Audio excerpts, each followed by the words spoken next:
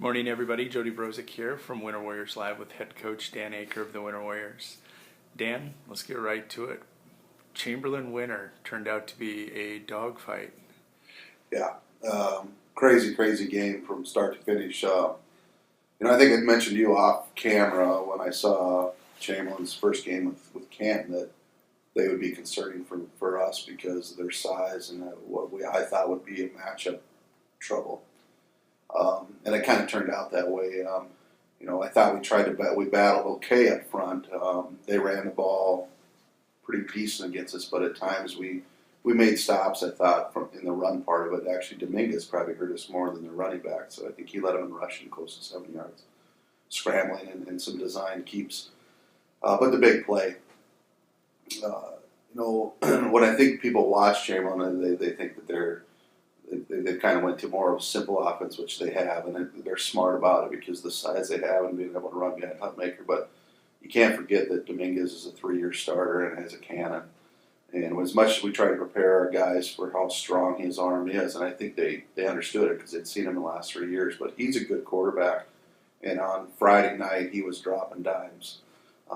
We blew really only one coverage where it was an easy. We let a guy slip out and turn into a touchdown, but the other 3 touchdown passes they had, we had guys there, and their guy just made the play and we didn't. And it turned into really kind of a shootout. Disappointing, I think, from our end and for everybody. Our fact that we just could not stop them the entire game. And we had opportunities. Fourth down, not only do we not stop them on fourth down, we gave them 3 touchdowns on fourth down on big plays. And so that was a frustrating part of it. Positives, I think, we obviously never quit. And offensively, we had a nice game. The most they'd given up all year was 26 to Canton, who was number 1 rated team, and we scored 42. But with 40 down 40-30, a little over 2 to play, it's not looking good. And our guys made some big plays. We threw the entire playbook at them. We really did. I looked at that sheet after the game going, there's like 2 plays on here that we didn't run. And fortunately, some of the ones that we put in there for big play opportunities were big plays. And so that isn't always the case. A lot of times you have, I don't know if you call them trick plays, but plays where we think we can get an advantage just because they hadn't seen stuff. Worked well, and we made good throws and catches. And then defense made a really big stop at late in the game to get the sack, number 1, and then the block punt gets us in a situation with no timeouts, but we're at a chance where we can actually score and pull out the game. And so exciting finish. You don't plan those. You don't. But you're just kind of glad they happen. And I think that when we talked to the guys after the game, we felt similar to what we did the week before with MVP. A little better because we pulled out the win, but just didn't feel. You always want to feel good about how you played, and we didn't. In my opinion, didn't play that good. Chamberlain played really well, and you got to give them credit. But just to do it, you obviously feel a lot better by coming back and getting that win than you would have lost the game. But we got a lot of work to do, especially on the defensive side of the ball. That's the bottom line. In the last 6 quarters, we've been 64 points in 6 quarters. That just is not going to cut it. And we got to get back some things defensively and start showing some discipline and understanding the stage of the game of this season and the playoffs right around the corner. The good teams are going to be solid defensively. The ones that advance are going to be the ones that do things right defensively. And we've got to get that back because it hasn't been all year. It's just been the last really game and a half. And so we got to rebound from that aspect and play good tonight. Defense wins championships, is what you're saying. It does, we went right back. And our theme this year has been discipline. That's what we break down after every practice. That's what we break down during huddles. We talked a lot about that on Monday because we were very undisciplined against Chamberlain, and I think we have guys that are trying to do too much. We're pressing, not doing your job, and trusting your teammates to do their job. We're having guys at certain times trying to do more than they can do, and that's as bad as just doing your own thing.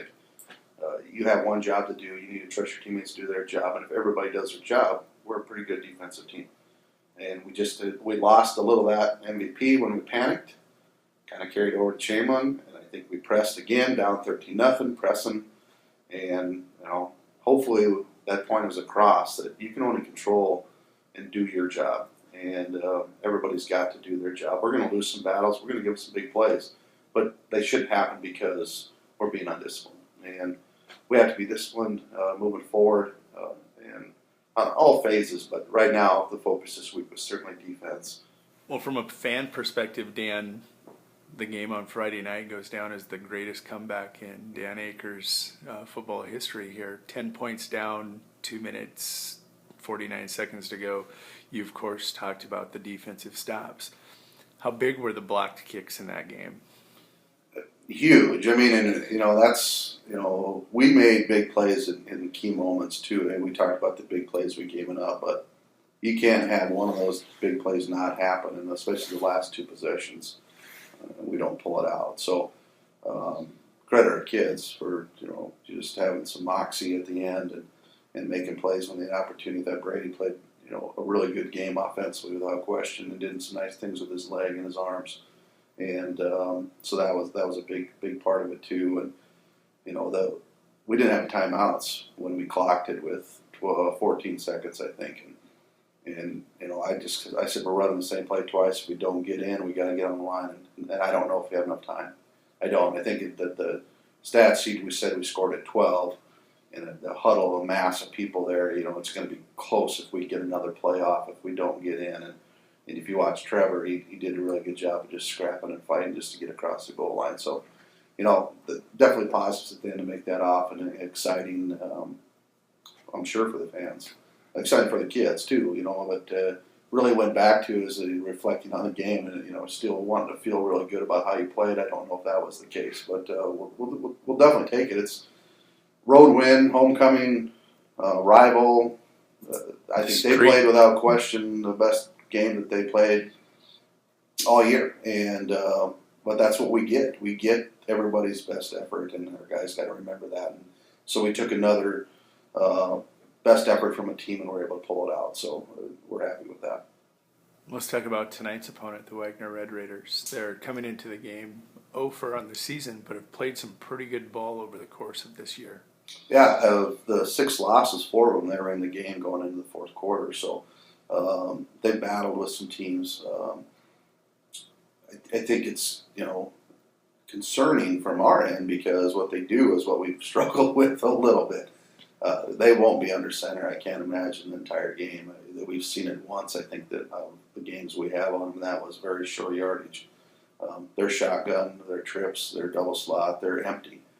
And though they will, they kind of want to try to run out of that spread type formation, but they'll throw it too. I think our biggest concern is the St. Pierre kid, 6'4", 215, 220-ish, big, athletic junior. I can imagine that they'll take shots with him. They'll throw it up there.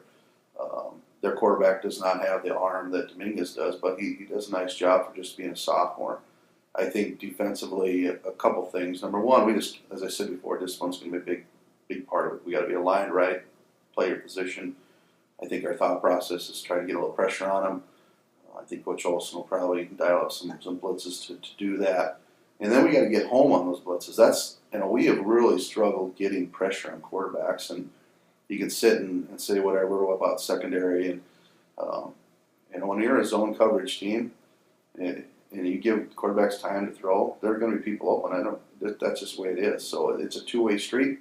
Our D-line's got to get a better job of getting pass rush when it's by themselves. If we do dial up blitzes, we got to get home on those blitzes and pressure. So that's kind of game plan defensively, and offensively, we're not going to see much change. I think that what we kind of expect them to come in, I like some of the things that we see and things that we can attack.